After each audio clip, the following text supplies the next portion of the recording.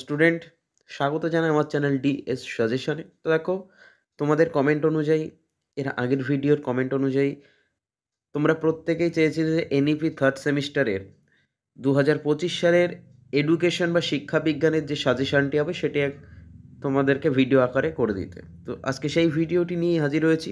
তো এটা হলো ওয়েস্ট বেঙ্গল স্টেট ইউনিভার্সিটির থার্ড সেমিস্টার এনইপি এডুকেশন 2025-এর সাজেশন। এটি একটি গুরুত্বপূর্ণ সাজেশন এবং এই সাজেশনের প্রতি যে প্রশ্নগুলো রাখা হয়েছে সেগুলো অত্যন্ত গুরুত্বপূর্ণ প্রশ্ন এবং দেখবে তোমরা এখানে খেয়াল করে প্রত্যেকটি প্রশ্নে একটি করে অর থাকতে পারে, কোনো কোনো কোশ্চেনে থাকবে, কোনো কোনো কোশ্চেনে থাকবে না। প্রত্যেকটা কোশ্চেন অত্যন্ত গুরুত্বপূর্ণ। তো সেদিকে খেয়াল রেখেই প্রথমে তোমাদের 15 নম্বরের প্রশ্ন তুলে রাখছি। 15 নম্বরের প্রশ্নের প্রথম প্রশ্নটি এখানে আছে দেখো, অর্থাৎ রচনাধর্মী প্রশ্ন। এছাড়া তোমাদের টিকা থাকবে। তো সেখানে তোমাদের 1 নম্বর 15 নম্বর প্রশ্নটি আছে, প্রাথমিক শিক্ষা সংক্রান্ত হান্টার কমিশনের সুপারিশগুলি আলোচনা করো। এটি হলো তোমাদের 1 নম্বর 15 নম্বরের প্রশ্ন। এর অথবাতে একটি প্রশ্ন রেখেছি অত্যন্ত গুরুত্বপূর্ণ। সেখানে প্রশ্নটি দেখো আছে, অথবা প্রশ্নটি 1813 সালের সনদ আইনটি আলোচনা করো। ভারতীয় শিক্ষার ইতিহাসে এটি কেন গুরুত্বপূর্ণ? চলে আসবো আমরা 2 নম্বর প্রশ্নে। 2 নম্বর প্রশ্নে আমরা একটি অথবা রেখেছি। দেখো এখানে আছে, স্কুল কারিকুলাম এবং স্কুল সমসুযোগ সংক্রান্ত কোঠারি কমিশনের সুপারিশগুলি আলোচনা করো। এখানে একটু কথা তোমাদেরকে বলে রাখি, দেখবে 15 নম্বর প্রশ্নে বা রচনাধর্মী প্রশ্নে তোমরা খেয়াল করবে কিছু কিছু প্রশ্নে পার্ট প্রশ্ন আছে, অর্থাৎ ব্রেক কোশ্চেন। এই ব্রেক কোশ্চেনগুলো বা ছোট ছোট পার্ট কোশ্চেনগুলো কিন্তু তোমাদের 5 নম্বরের টিকা হিসেবে দিয়ে দিতে পারে। এটা খেয়াল করে প্রায় প্রত্যেকেই জানো এগুলো, তবুও একবার বলে দিলাম। এবং তোমাদের অথবার প্রশ্নটি আছে, মুদালিয়ার কমিশন সালটা দিয়েছে দেখো 1952 থেকে 53। মুদালিয়ার কমিশনের সুপারিশগুলি সংক্ষেপে আলোচনা করো বা লেখো। চলে আসবো আমরা পরের প্রশ্ন, 3 নম্বর প্রশ্নে চলে আসবো আমরা এখানে। 3 নম্বর প্রশ্নটি তোমাদের সামনে, উডের দলিলের প্রধান সুপারিশগুলি বিবৃত করো। এছাড়াও আছে 1854 খ্রিস্টাব্দের দলিল হলো ভারতীয় শিক্ষায় ম্যাগনা কার্টা বিবৃতিটির যথার্থতা, অর্থাৎ বিবৃতিটির যথার্থতা বিচার করো।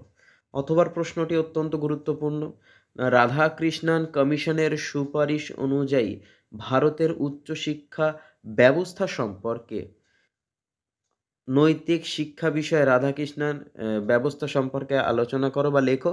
এছাড়াও আছে এর সাথে নৈতিক শিক্ষা বিষয়ে রাধাকৃষ্ণন কমিশনের মতামত উল্লেখ করো বা লেখো। এরপরে দেখো তোমাদের জন্য রেখেছি আমি টিকা। এই টিকারগুলোর মান থাকবে প্রত্যেকটি 5 নম্বর করে, প্রত্যেকটি 5 নম্বরের কোশ্চেনের টিকা।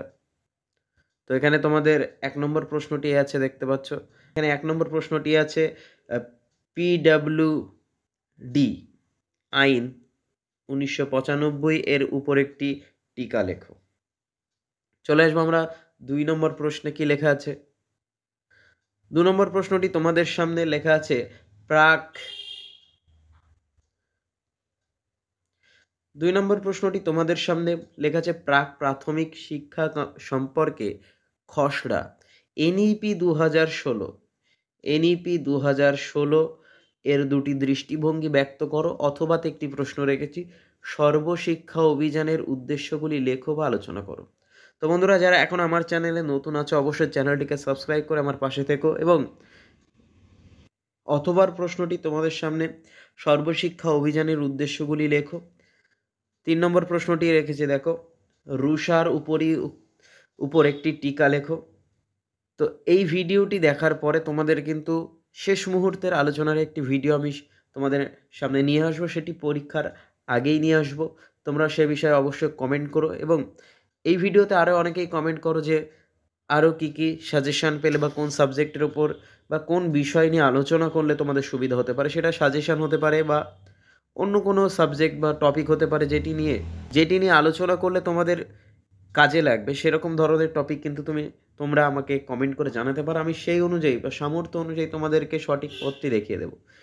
এছাড়া অথবাতে একটি প্রশ্ন রেখেছি, রুষার প্রধান উদ্দেশ্যগুলি, আর ইউএস এর প্রধান উদ্দেশ্যগুলি আলোচনা করো। এছাড়া আরও প্রশ্ন আছে, সেগুলো দেখে নাও। চলে আসবে পরের প্রশ্ন, 4 নম্বর প্রশ্ন, মুদালিয়ার কমিশন প্রস্তাবিত প্রবাহ কি? অথবাতেও একটি প্রশ্ন রেখেছি, সেটিও গুরুত্বপূর্ণ, দেখে নাও। অথবার প্রশ্নটি আছে শিক্ষা কমিশনের ২০০২ মূল উদ্দেশ্যগুলি লেখো বা আলোচনা করো। এবং শেষ প্রশ্ন তোমাদের সামনে।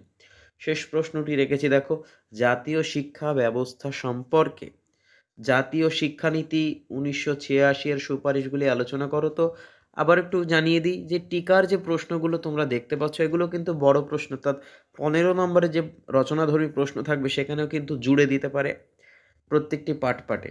তো সেদিকে খেয়াল রেখেই তোমরা কিন্তু কোশ্চেনগুলো পড়বে, এবং আশা করব এই সাজেশনটি পেয়ে তুমি উপকৃত হতে পেরেছো। সে বিষয়ে কিন্তু অবশ্যই আমাকে জানিও যে কতটা উপকৃত হতে পেরেছো। তো দেখা হচ্ছে পরবর্তী ভিডিওতে।